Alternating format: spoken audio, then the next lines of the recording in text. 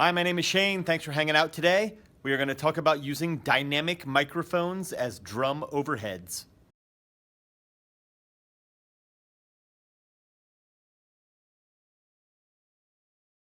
So the question is, why aren't dynamic microphones used as drum overheads all the time? There are a couple reasons actually. One is that they don't pick up sounds at a great distance from themselves very well. The other is that most of them don't have a lot of high frequency response, which is where the overtones sit for most of the cymbals, so they can sound kind of flat. You can definitely get away with using dynamics, especially live, as long as you treat them right.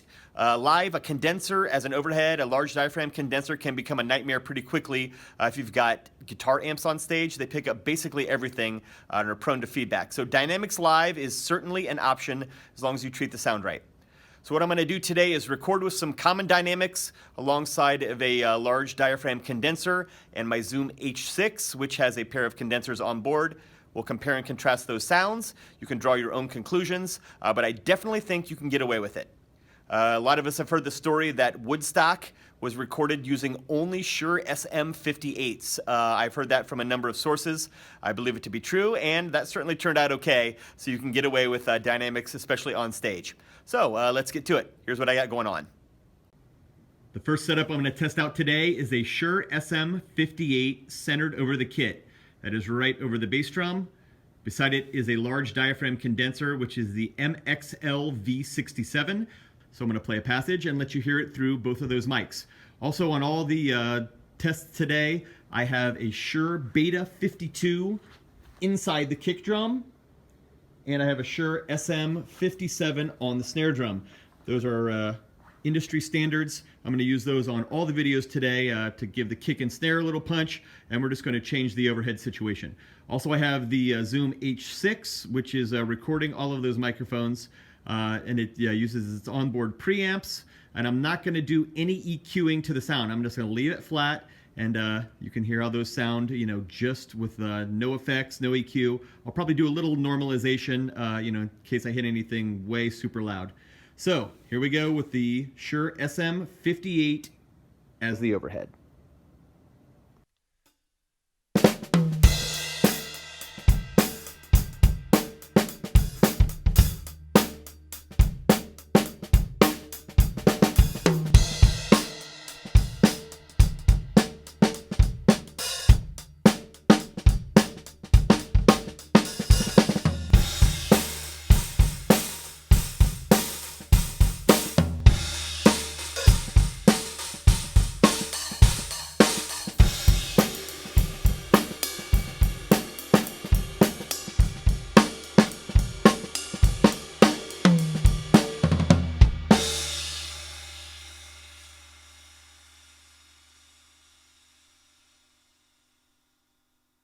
The next situation I'm going to try out is a pair of Shure SM57s in this cross pattern.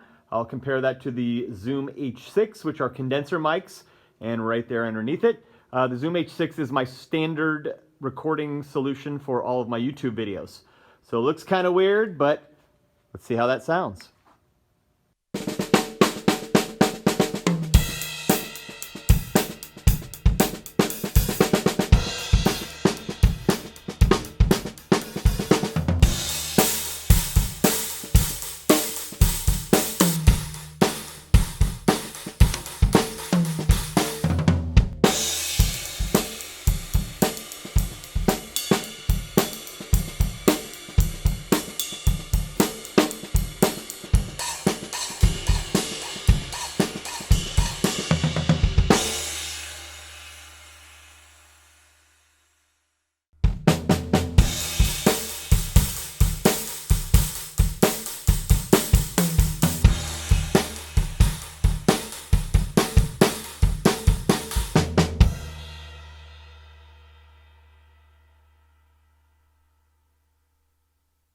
The next situation I'm going to try out are a pair of EV microphones, and they are model ND408A. Those EV microphones are in the same spot the Shure SM57s were. Also the Zoom H6 right underneath there. I'm going to recenter that, and we'll do some comparing of those two sounds. one of the best compliments I ever got. I was doing a benefit show where we had to run our own sound, and I just did not have any good overhead mics, so I took one of those EV mics, put it over my drum kit, went through like a professional level PA. After the show, a guy came up to me and he wanted to see, what the drum mic situation was. I thought he was gonna, give me a hard time for putting a dynamic over the kit. However, he told me that was the best drum sound he had heard all year. I thanked him.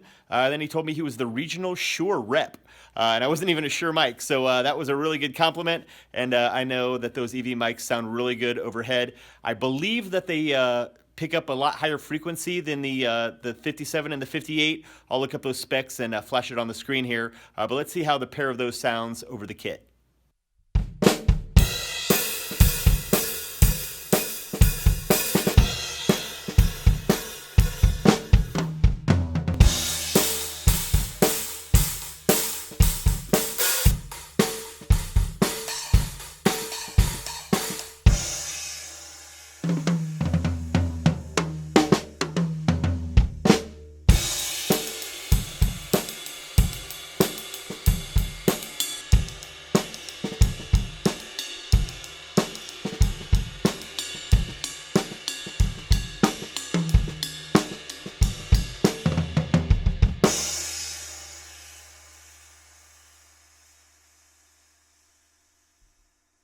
Next, we're going to move away from the stereo overhead situation and go to the Glyn Johns technique.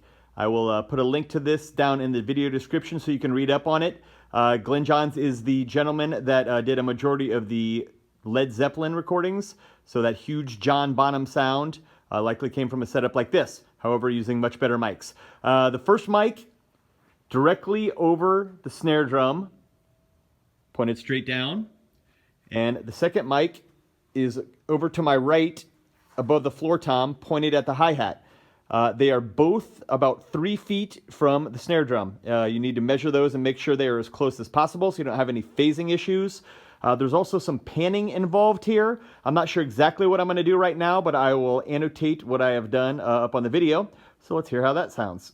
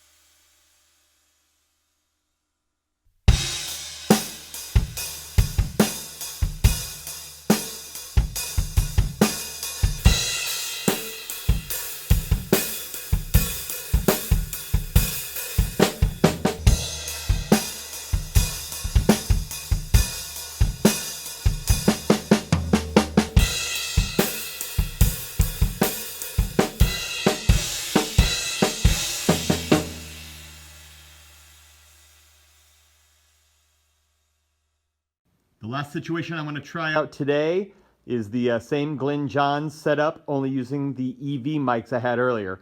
This is the one that I am most interested in because I've tried to use condensers on stage live with my band and they just pick up everything, including guitar cabinets, vocal monitors, everything. It's just a feedback mess. So I've been unable to do that. So this is one I want to try out live with my rock band.